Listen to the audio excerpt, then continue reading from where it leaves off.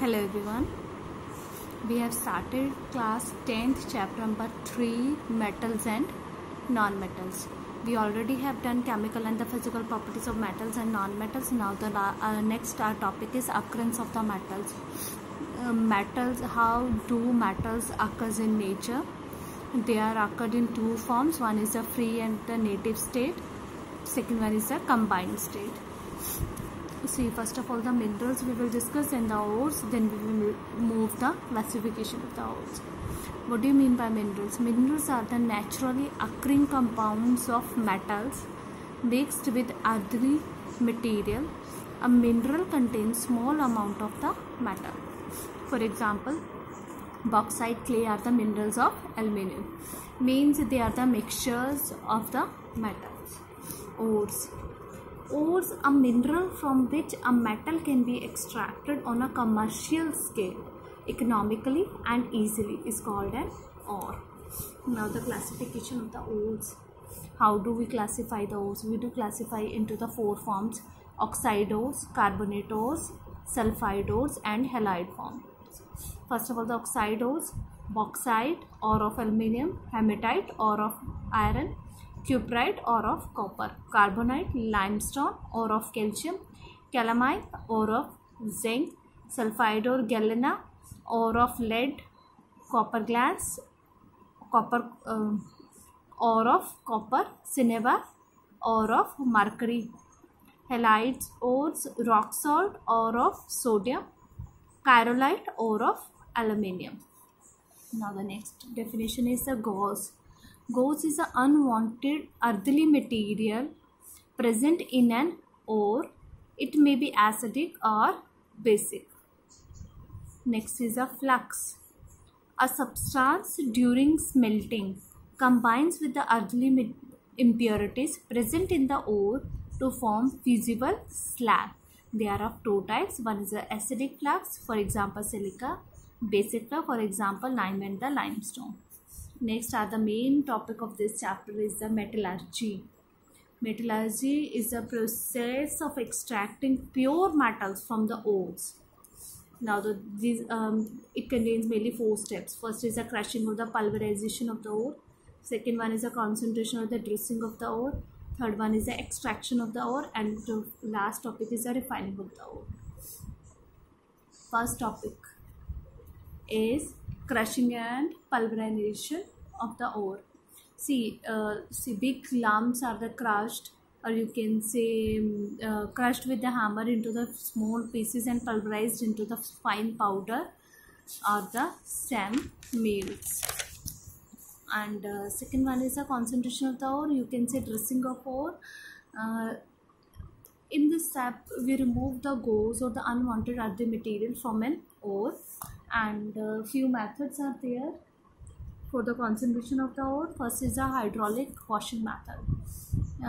See that the ore is washed with the stream of the water, and the lighter gauze particles are washed away, and the heavier material particles settle down at the bottom and can be removed. Second one is a magnetic separation method. See, powder ore is dropped to the conveyor belt moving to rollers, and the ore passes over the magnetic roller. The magnetic and the non-magnetic materials fall separately. For example, tinstone, or you can say pyrolusite, and chromite ore, and the magnetite. And third one is the froth flotation method. See, froth flotation method is used for the concentrating sulfide ores, particularly of the zinc and the copper and the lead. It is based on the difference in the wetting properties of ore and the gauze particles. Processes: the powder ore is mixed with the water and the little pine oil, and the mixture is vigorously stirred by passing the compressed air.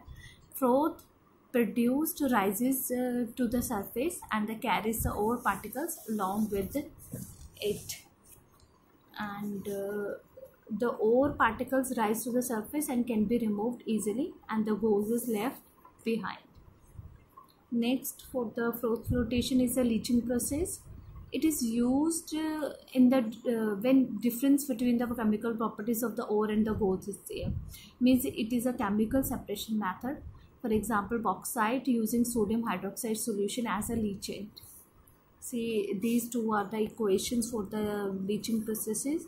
Bauxite, from the bauxite ore it is there, and here is a pure alumina we are formed. Second is a calcination method. See, when it's simply we can say we heat strongly at very limited quantity of the air. Used to convert carbonate ore into the oxides. It removes the moisture, water from the wet hydrated ores, and it removes volatile impurities from the ore. Like zinc carbonate, when we heat it, they will form the zinc oxide plus carbon dioxide gas. Next is the roasting. See, in the calcination method, we heat it at very limited air, and in roasting, we heat it strongly, its melting point, and in the presence of excess of the air. It's called the roasting. It is used to convert the sulfide ore into the oxide ore, and it removes the volatile and the impurities and the moisture. See, these are the examples. Zinc blend, when we heat it in the presence of air, they will form the zinc oxide and the sulfur dioxide gas. Now the next method, third point is steps involved in extraction of the metal. See, first of all, ore, then the concentration of the ore.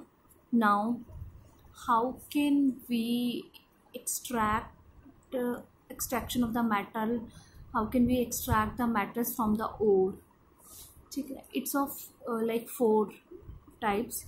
First of all, concentrated ore of the highly reactive metal. First of all, we will do the highly reactive metal, then the moderate reactive metal, then the low reactive metal, or the very low reactivity of the metal. First of all, the high reactivity of the metal, we will do the electrolysis of the metal molten ore, and the pure metal is extracted by the electrolytic reduction method. See, second one is a moderate reactivity method. See, 2 types of ores are there. One is a carbonate ore, and second one is a sulfur ore. Carbonate ore is extracted by the calcination method, and the sulfur ore is extracted by the roasting method. Then the oxides of the metal has been produced, and the reducing agents we will use. Next is low reactivity. Low reactivity sulfide ores are there. We will do the roasting method, then the metal, then refining we will do, and the pure metal has been extracted by the heat reduction method. Next is a low reactivity method. See, physical separation of the by the special leaching method has been used. For example, platinum, gold, and silver. And next is a thermite building process, or you can say thermite reaction. A mixture of the ferric oxide and the aluminium powder is called the thermite. A magnesium ribbon called the fuse is inserted into the mixture. When we insert hematite react with the aluminium, they will form the aluminium oxide and iron, and the heat has been produced. And the last step is the refining of the metal. The process of removing impurities from the metals, extracting from their ores. Various methods are used. First is the liquefaction method. It's used for the refining low melting metals such as lead, bismuth, etc. Distillation method, mercury and the zinc, and the electrolytic refining method. See, cathode and the anode, 2 rods are there. They are connected with the battery. Metal salt solution is there. See, when we connected with the electricity, when electricity passes through it, impurities falls down as anode mud, and the pure metals on the cathode, and the pure metal has been extracted from the anode method. Next is the alloys. Alloys is the last topic of this chapter. A homogeneous mixture of the metal with the other metals, and or you can say non-metals and the metals when both are there is called the alloy. For example, brass and the steel.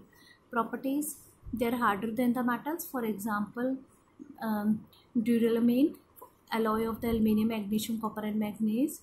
Presence of the small amount of the carbon makes the iron harder, and the melting point may be higher or the lower than the parent matter. For example, solder, tin and lead, it's used in welding and the electric wires.